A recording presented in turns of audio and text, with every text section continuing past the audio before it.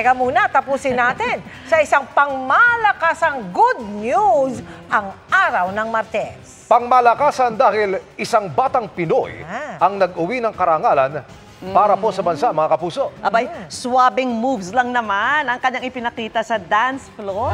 Tingnan na nga natin. Wow!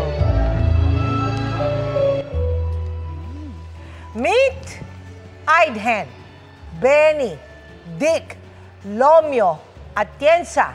Pangalan po yun, napakaaba.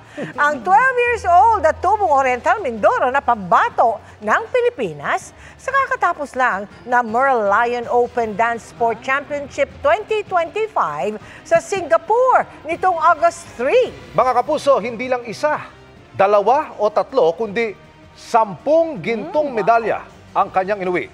Ilan lang sa mga sayaw na dinomina ni Aiden sa solo events ng Modern Standard category ang tango, waltz, slow foxtrot, at, ano ba ito? Quick step. Tanungin natin si Tita. Pero hindi lang 10 gintong medalya ang kanyang inuwi, ha. May 2 pa siyang special awards na nakuha ng talunin ang mga pambato ng Malaysia, Indonesia at China. Congratulations sa'yo, Aiden. Aba, dapat partneran mo si Tita Mel. Ilalaban ko to sa mga contest. Hindi ko Tingnan. alam. Ay, maganda. Pambugi lang ako, Ay, naku. pambugi. Walang bugi dito, ma'am. Foxtrot kaya. Dapat makita niyo si Slow Tita foxtrot, mag-bugi. quick.